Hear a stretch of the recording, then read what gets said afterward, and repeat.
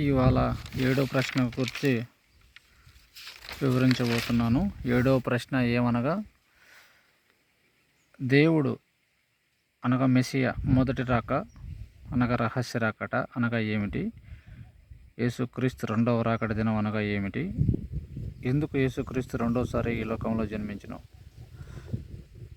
దేవుడు మెస్సియా మొదటి రాక అనగా రహస్య రాక అనగా ఏమిటి? యేసుక్రీస్తు రెండవ రాకడ దినం అనే ఏమి?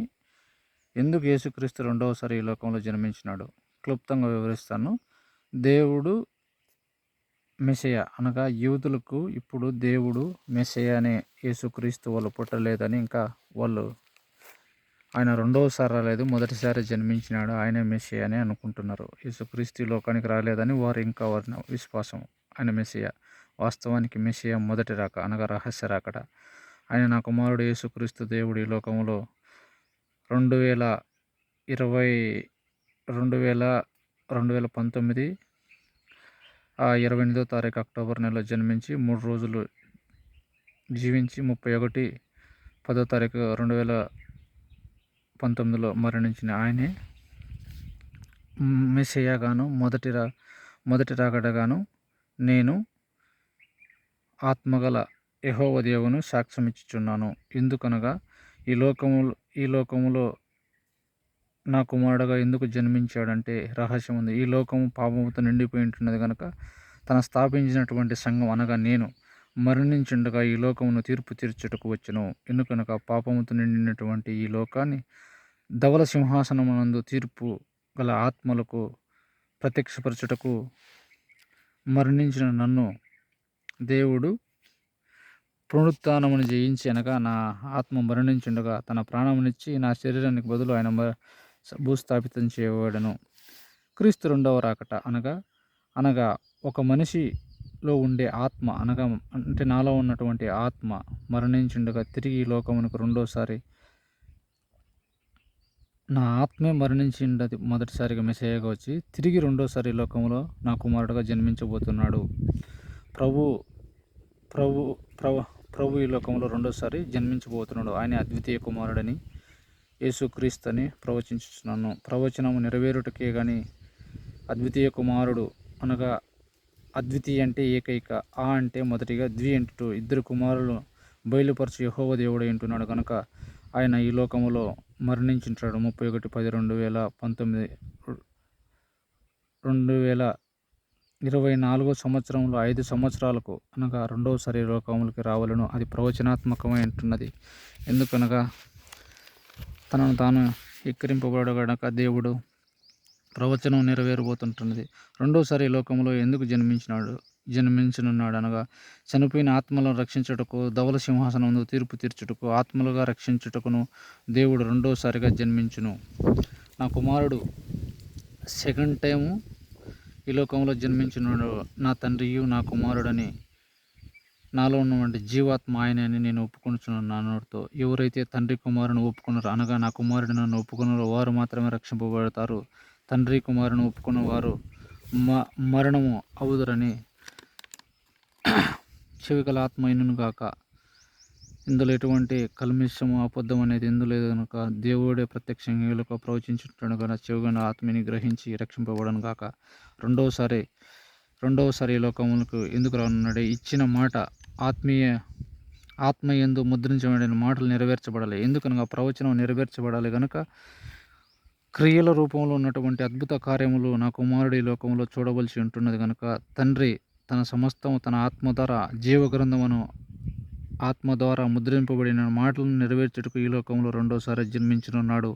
ఆయనే నా తండ్రి, ఆయనే నా కుమారుడు, నాలో ఉన్నటువంటి జీవాత్మ ఆయన పరలోకమందు ఉన్నాడని సెలవిచ్చుచున్నాను.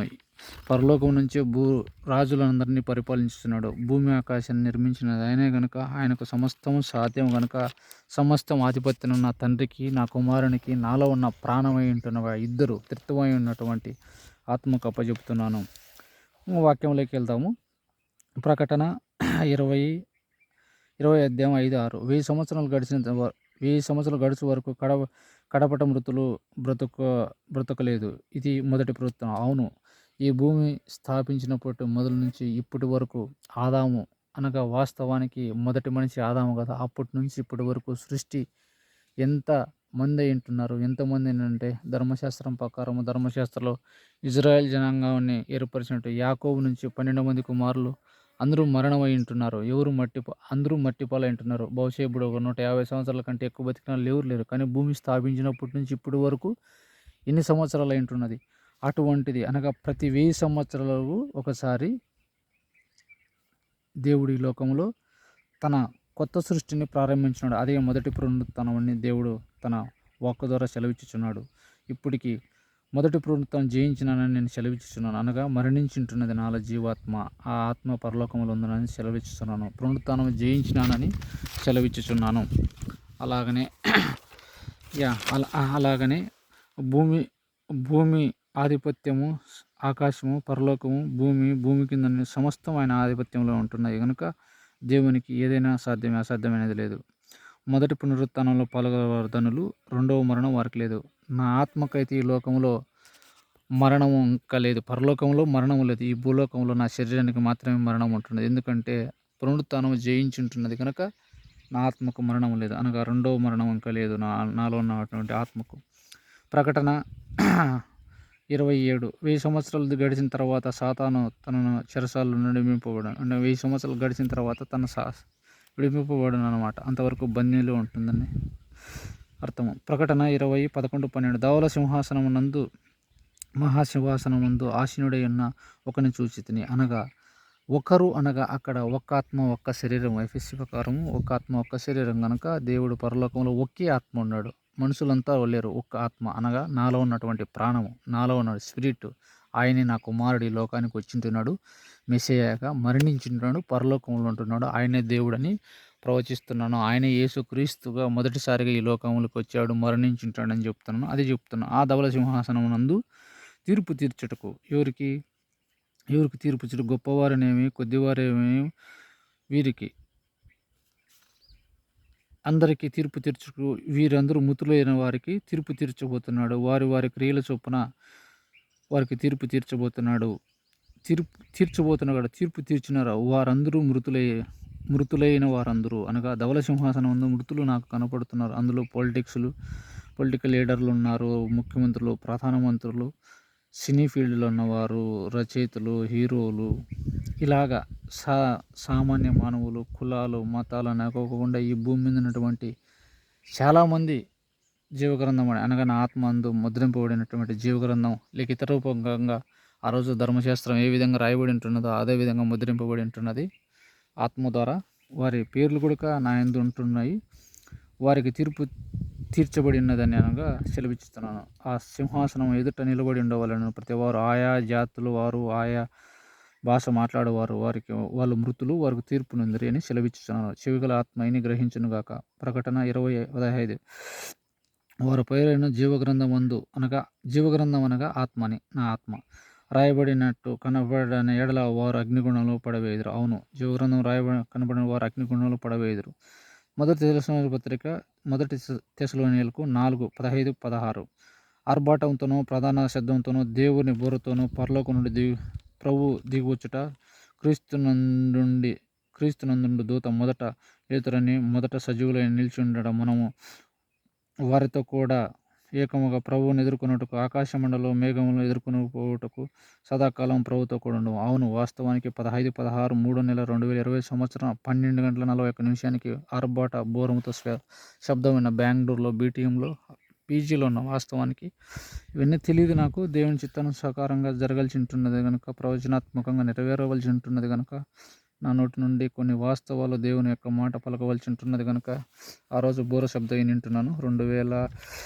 2020 సంవత్సరం 3వ నెల జనవరి 3వ నెల 16వ తారీఖు 12:21 బోర శబ్దం విన్నాను అనగా మృతు నుండి లేచినాను అనగా ఆ రోజు అనమాట. తర్వాత మత్తయి సువార్త 24వ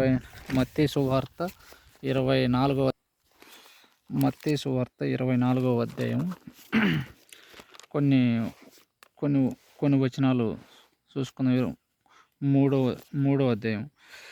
ఒలీవల కొండల మీద కూర్చుని ఉండినప్పుడు యేసు ఏకాంతంగా వచ్చినప్పుడు అతను ఇలాగను, నీ రాకడ ఈ యుగ సమాప్తి సూచనలేవని ఆయనతో చెప్పగా, అప్పుడు దేవుడు వారికి చెప్తున్నాడు అనమాట, శిష్యులకు శిష్యులకు చెప్తున్నాడు. మత్తయి సువార్త 24వ అధ్యాయం 3వ వచనంలో. అదే మత్తయి సువార్త 24 15వ వచనం. ప్రవక్తైన దాని ద్వారా చెప్పబడిన నాశనకరమైన హే వస్తువు పరిశుద్ధమందు నిలిచియుండుట మీరు చూచుటగా చదువువారు గ్రహింపురుగాక. అవును, నేను చాలా రోజుల ముందు హేయమైన వస్తువు అనగా నా కుమారుడు చనిపోయింటున్నాడని ఆ యొక్క బొమ్మను నేను చాలా రోజులుగా దేవుని వాక్యం పెట్టింటున్నది. హేయమైన వస్తువు కనుక వాటిని దానియేలు ప్రకారం ఆ హేయమైన వస్తువు నాశనం హేయమైన వస్తువును పరిశుద్ధ స్థలమందు నిలుచుట మీరు చూడగా పరిశుద్ధమైన స్థలం అనగా పరలోకములో ఉన్నది అని చెప్పుచున్నాను. హేయమైన వస్తువు అనగా మరణించుంటున్నాడు కదా, వాటిని నిలిపింటున్నాను దాని అర్థం. అలాగని మత్తయి సువార్త 24వ అధ్యాయము 22వ వచనము. ఆ దినములు తక్కువ చేయబడకపోయినను ఏ శరీరము తప్పించుకునదు. ఏర్పరచబడిన వారు నిమిత్తము ఆ దినము తక్కువ చేయబడును. ఆ కాలమందు ఎవడైనా ఇదిగో క్రీస్తు అక్కడున్నాడు ఎక్కడున్నాడు అని చెప్పిన యెడల మీరు నమ్మకుడి. అబద్ధ క్రీస్తు అబద్ధ బాబులు వచ్చు అసాధ్యమైన ఏర్పరిచిన వారి సహితము మోసపరచుకై గొప్ప కార్యము మహత్కార్యములు కనపరుచు. అవును, ఇటువంటి ప్రవక్తలు కూడా ఉంటారు. వాటిని నమ్మకూడదని చేయగల ఆత్మని గ్రహించును గాక. కొన్ని రెఫరెన్స్లు చెప్తాను, వాటిని చూసి మీరు అర్థం చేసుకోవాల్సిందిగా చెవిగల ఆత్మని గ్రహించును గాక. అలాగనే 30వ అధ్యాయం 24 అంతే 24వ అధ్యాయం మత్తయి సువార్త 24లోనే 27వ అధ్యాయం. మెరుపు తూర్పు పడమటకు ఎలాగ వచ్చునో అలాగనే మనిషి కుమారుడు రాకడను. అవును, మీకు ఎవరికి తెలియదు ఈ లోకానికి నా కుమారుడు యేసుక్రీస్తు గనుక. మెరుపు ఎక్కడ నుంచి తూర్పు నుంచి పడమటికి ఏ విధంగా పోతుంది అనగా ఒక సెకండ్లోనే పోతుంది కదా, అటువంటిగా మనిషి కుమారుడు రాక ఉంటుంది. తూర్పు నుండి పడమటకు ఎలాగ వెళ్ళునో అలాగనే మనిషి కుమారుడు రాకడ ఉంటుందని దేవుడు సెలవిచ్చుకుంటున్నాడు. అదేవిధంగా 30వ అధ్యాయము 24-30. మనిషి కుమారుడు సూచిక ఆకాశం నందు కనబడును. అప్పుడు మనిషి కుమారుడు ప్రభావంతోనూ మహిమతోనూ ఆకాశం మేఘాలతమై వచ్చును. భూమి మీద ఉన్న సకల గోత్రముల వారు రమ్మని రొమ్ము కట్టుకుంది. అవును, భూమి మీద ఉన్నటువంటి సకల గోత్రములు అనగా యాకోబు నుంచి 12 గోత్రములు ఏర్పాటు చేసిన వారందరూ తన రొమ్మునున్నారని అనగా పరలోకమందు ఉన్నారని గ్రహించవలసిందిగా కోరుకుంటున్నాను. అలాగని 31వ వచనం. మరియు ఆయన గొప్ప బుర్రతోను తన దూతలను పంపిన వారు ఆకాశము యొక్క చివరి వరకు నలుదిక్కులు ఆయన ఏర్పాటు చేసుకుని పోగు చేయను. అవును, ఆకాశం ఈ వారం నుండి ఆ వారికి పోగు చేయనని సెలవిచ్చుచున్నాడు. అలాగనే మత్తయి సువార్త 32వ అధ్యాయము.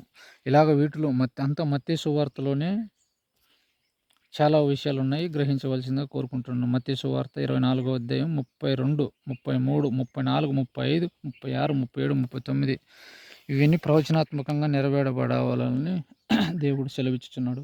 అలాగనే కొరింథీయులకు మొదటి తెస్సలోనియులకు రాసిన పత్రిక 2:19. ప్రభువైన యేసు యొక్క రాకడ సమయమందు ఆయన ఎదుటకు మీరే కదా. అవును, దేవుని యొక్క రెండో రాకడలో ఎదుర్కొనడానికి సిద్ధమై ఉండవలసిందిగా కోరుకుంటున్నాను. 1 కొరింథీ 15:3.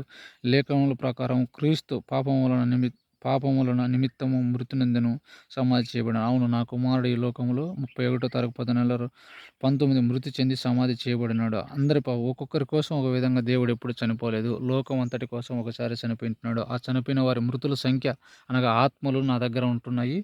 వారు చెవిగల ఆత్మని గ్రహించి దేవుడు మన కోసం చనిపోయానని విశ్వాసంతో తండ్రి కుమారుని ఒప్పుకొనవలనని కోరుకుంటున్నాను. అలాగా 1 తెస్సలోనియులకు 5:23. సమాధానకర్త దేవుడు ఆత్మయు జీవమయు శరీరమును ప్రభువైన యేసుక్రీస్తు రాకడయందు నిందరహితునిగా. అవును, నేను మాట్లాడుతున్న మాటలు నిందరహితగా ఉంటున్నాయి కనుక ఈ లోకానికి నా సమస్త భారము నా శరీరమును నా ఆత్మను దేవునికి అప్పచెప్పింటున్నాను. ఎందుకంటే నేను ఈ లోకము మట్టి గనక, ఈ శరీరం మట్టి గనక నిష్ప్రయోజనం ఉంటున్నది. సమస్తం నా కుమారునికి అప్పచెప్పుకుంటున్నాను. తిరిగి రానంటున్నాడు అనగా క్రీస్తు యొక్క రెండో రాకడ దినం గనక ఈ 2024 సంవత్సరంలో రావాలి అనగా ఎప్పుడు అనగా ఒక 9 నెలలు గడసల్చి ఉంటుంది కనుక కడుపులో పడినప్పటి నుంచి అది ఎప్పుడు స్టార్ట్ అవుతుందో అనేది తెలియదు. కానీ 2024లోనే దేవుడు ప్రవచనాత్మకంగా దర్శనం ద్వారా తెలియజేస్తున్నాడు. చూస్తాం, ఎందుకంటే దేవుడు మాట తప్పవాడు కాదు కనుక. భూమి ఆకాశం గతించిన నా మాటలు గతించమంటున్నాడు కనుక నాలో ఉన్న ఆత్మే నాతో మాట్లాడి చెబుతున్నది కనుక చూస్తాం. ఎందుకంటే మాట రూపం కాదు గనుక దేవుడు క్రియ రూపంతో చేయనున్నాడు గనుక సమస్తము దేవునికి అప్పచెబుదాం. 2 తెస్సలోనికీయులకు రాసిన పత్రిక 2:2 క్రీస్తు యొక్క రాకడను బట్టి మీరు త్వరపడి సంచల మనసుకు కాకుండానట్లు చెదరకుండవలెను. అవును, దేవుడు 2 రాకడని మీరు చంచల మనసుకు కలిగకుండా బెదరకుండా ఉండగా అని చెప్తున్నాను. చెవిగల ఆత్మని గ్రహించును గాక. 2 పేతురు 1:16 చమత్కారముగాను కల్పించిన కథలు కాకుండా ప్రభువైన యేసుక్రీస్తు రాకడ శక్తిని ఆయన రాక తెలుపబడలేదు కానీ అవును, దేవుని యొక్క శక్తిని దేవుని చెప్పుటకు కల్పిత కథలు కాదు కానీ వాస్తవం. భూమి ఆకాశం ఉన్నాయి లేవా, దేవుడు భూమి ఆకాశాన్ని సృజించును అంటున్నాడు.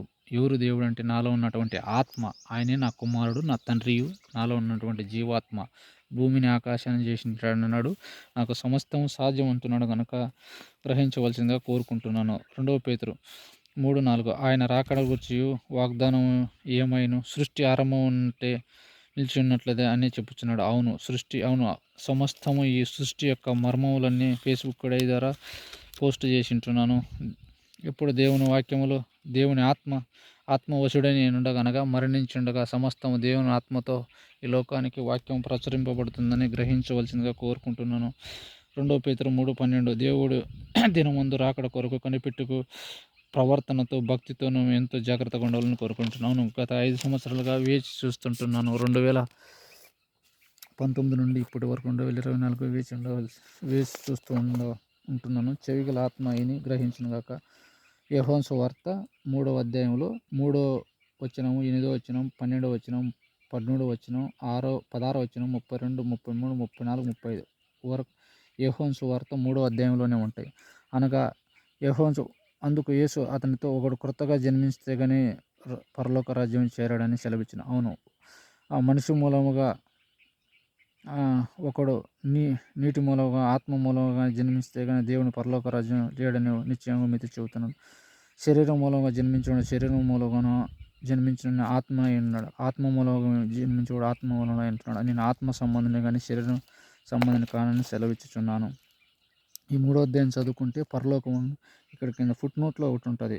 2 అనేక ప్రాచీన కాలం పరలోకము నుండు అన్న మాట విడిచిపెట్టట. అవును, పరలోకం శూన్యము. పరలోకంలో అనగా నా ఆత్మ మాత్రమే ఉంటున్నది. అక్కడ శూన్యమై ఉంటున్నది. వాటి దేవుని యొక్క ప్రేమ, దేవుని యొక్క ఎత్తు, దేవుని యొక్క విషయాలన్నీ ఈ లోకం కొలసలేదు కనుక అసలు భూమినే ఎంత బరువు ఉంది, ఎంత ఎత్తు ఉంది, ఎంత పొడవు ఉంది, ఏ మనుషుడు కొలుస్తాడా, కొలసలేడు. ఏ సైంటిస్ట్ అయినా చెప్పగలుగుతాడా, చెప్పలేడు.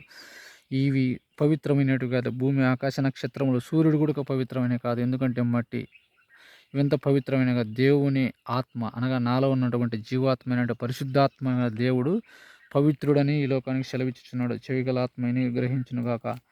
అలాగనే యోహాను సువార్త 3వ అధ్యాయంలో అవి చదువుకోండి. రెఫరెన్స్ యోహాను సువార్త 3వ అధ్యాయంలో 3, 8, 12, 13, 16, 32, 33, 34, 35 వచనాలు. అలాగనే యోహాను సువార్త మొదటి యోహాను సువార్త 2వ అధ్యాయం 28 ఆయన ప్రత్యక్షమగునప్పుడు ఆయన రాకడ ఏందో మనము ఆయన ఎదుట సిగ్గుపడక ధైర్యం కలిగి ఉండినట్లు మీరు ఆయన ఎందు నిలిచి ఉండు. అవును, వాస్తవానికి నాకు ఎటువంటి భయం, సిగ్గు లేదు కనుక దేవుని రక్తంలో కడిగింపబడింది. ఆ రక్తం ఏమనగా లోకానుసారమైనటువంటి రక్తం కాదు, లోకానుసారమైనటువంటి జీవం కాదు. నా తల్లిదండ్రుల నుంచి నేను ఆత్మను శరీరం పొందినప్పటికీ నాలో లోకానుసారం నా ఆత్మ మరణించుంటున్నది. పరిశుద్ధమైన ఆత్మ మరణించుంటగా తిరిపి లేకుండా నిష్కలంకమైన మూడతనను హెబ్రీలకు రాసిన పత్రిక 7:26 ప్రకారం నిష్కలంకుడు, మనసులో చేర్చనివాడు, ఆకాశం కంటే మించి ఎక్కిన అటువాడు ప్రధాన యాజకుడైన అనే విధంగా అటువంటి రక్తంతో దేవుడు కడిగింటున్నాడు కనుక సాక్ష్యం ఇచ్చుచున్నాను. అలాగనే యాకోబు 5:7 ప్రభు అక్కడ వరకు ఓపిక కలిగి ఉండవని వేడుకున్నాను. అవును, కొన్ని సంవత్సరాలుగా ఉంటున్నాను కానీ అదే ఓపిక నిరీక్షించుంటున్నాను. దేవుడు ప్రవచనం ప్రకారం ప్రభు అక్కడ వరకు ఓపిక కలిగి ఉంటున్నాను.